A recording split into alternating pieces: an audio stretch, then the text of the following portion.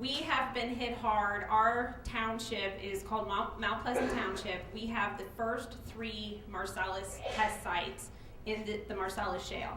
Number 3 is next to my house. It consists of 4 different wells. So we've had some air tests done. Actually, the highest levels were in the driveway, which is right next to my children's swing set. The man showed up with the air monitor, and he didn't even have it completely out of the car, and the alarm was going off that the volatile organic compounds were at 58 parts per billion in my driveway, which is not very good at all. And it was a day that we weren't smelling anything. We were relying on the odors to let us know when it wasn't safe to be outside, and nothing smelled that day. But we're kind of like on a hill, and what they think is the plume from these was falling really nice out. Homes through here, right about where. And they just stuck this well pad in right next to them. Note the swing set right there. And they're just popping up everywhere.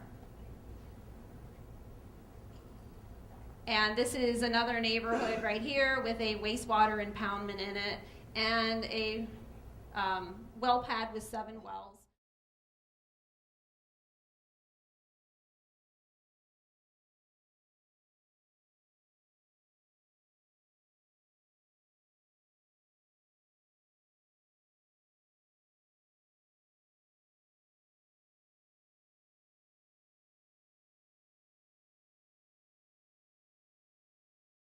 Anywhere from 10 to 15% increases in crime in our state, where we get these gas booms. And not only in Sweetwater County have they increased the size of the jail, but in Campbell County, Sheridan County, and Johnson County, they've all been increasing the size of the jail and dealing with increased crime. Next slide, please.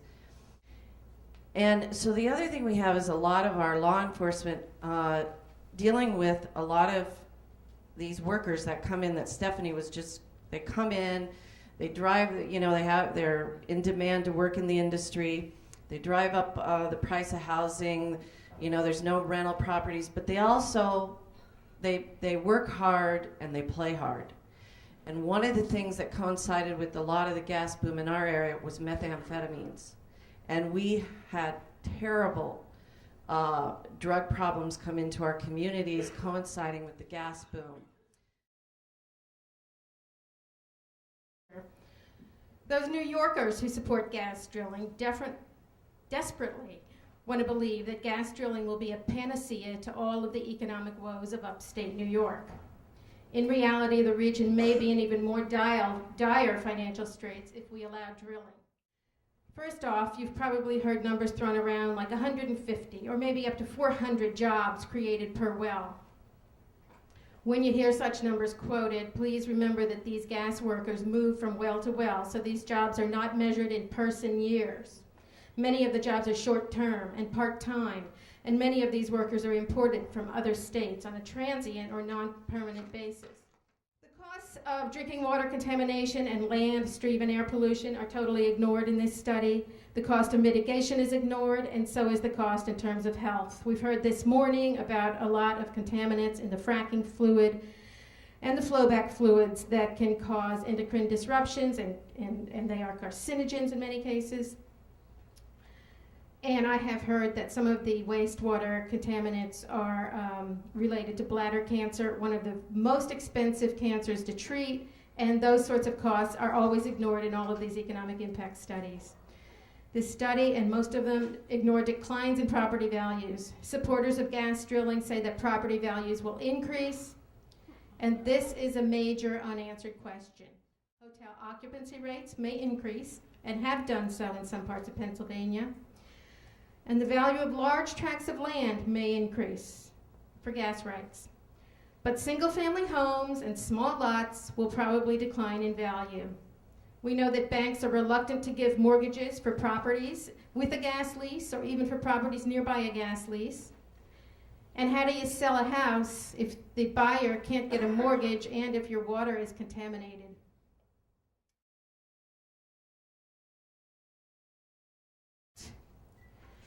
By rushing into gas drilling in the Northeast, we're taking great risks, not only with our environment and our public health, but also with our economy. Thank you.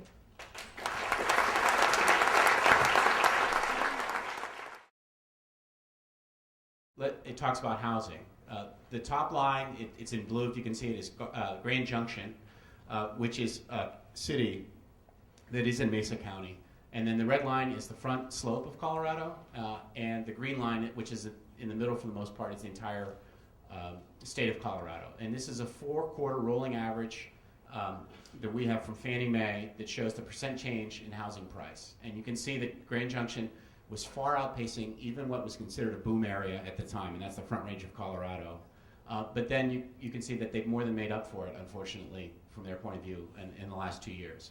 The housing values just plummeted. When the workers left, the housing stock dropped dramatically. And so you had a situation in Grand Junction where traditional businesses that were there before the energy boom were priced out. It was very difficult for them to hire because people were going to work in the energy fields, as Jill talked about.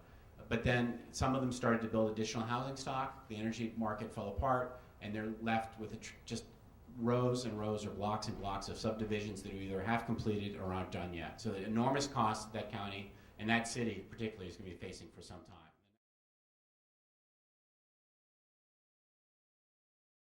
Tax that's put on once the gas or coal or oil is produced.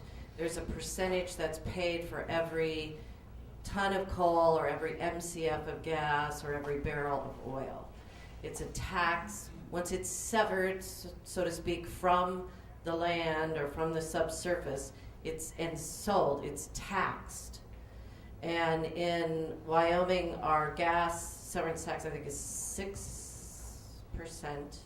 But for example, in Alaska, it's 26%. So I want you to, if you need a severance tax in the state over and above all, because they are producing gas here. There are billions of dollars that belong to this state and the people here, because this is a resource from this state that ought to be helping to pay for the impacts and benefiting the people here. And I encourage you to look at Alaska and look at Norway in terms of 2 locations that have really put a high tax on and benefited their people with it. We've been trying to encourage Wyoming to move up above what we have. It's difficult just to go from where we are, but you need to get something in place. May I add something?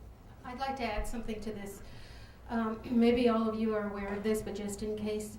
I was following a lot of the discussion of the severance tax in Pennsylvania, and the industry was lobbying very strongly, against the severance tax, but if a severance tax were to be imposed, they were saying that it should not be imposed until several years into production for each well. Or at least at much lower rates in the first few years. And you've probably seen the decline curves for a well production. All of the vast majority of the gas is produced in the first few years. So watch out for this industry lobbying on severance tax.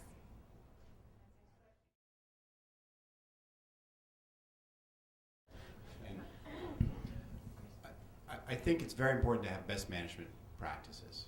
But right now the demand for energy is so high in the country, and there are private property rights that are associated with that industry and leasing, and so that if certain standards are followed and it is property, they most likely are going to be legally allowed to drill. So then it becomes a question of how do we make sure that they do this in the best way possible.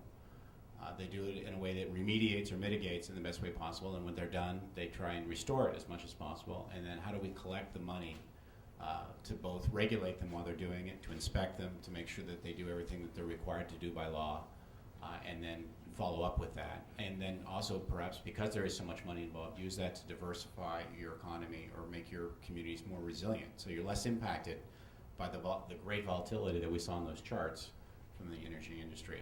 There is no doubt in my mind that some places just should not have energy activity on them. But to say that it's not going to happen in your county anywhere, because your neighbor may be willing to do it if you're not, or because they may own it upright if you're not, I think it's definitely a reason for ban, but a lot of places it's going to happen, and then a severance tax becomes very important.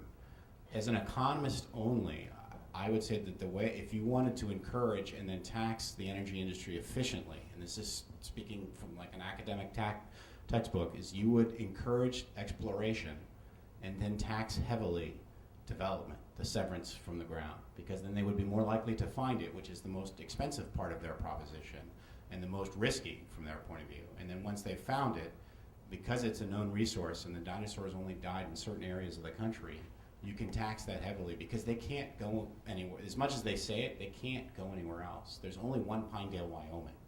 I mean, so they may say, well, we'll do County A before we do County B, but they still can't go anywhere else. So the severance tax is an incredibly effective tool that the industry has shown that they're able to suffer and still make profit that can be used to do a lot of good in the communities.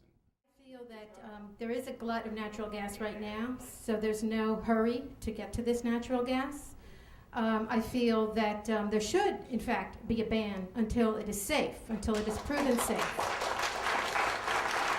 I think we're lucky we have these reserves that we can look to toward the future if and when technology is there so that we can do it safely. I have heard from industry consultants that there probably is availability of green fracking fluids now. It's just that industry have not been required to use them. And they're very expensive, so therefore they don't use them. I don't know if that's correct. I hope that's correct, but wait until it can be proven in that case. Make sure that wastewater treatment facilities are properly are done properly, so that we assure that's safe as well. Everything has to be tightly regulated if we go ahead with it. I think that we have to do it slowly and safely. We have to do it very slowly because of the possible economic impacts. So yeah, I think a ban initially. We don't need the natural gas right now.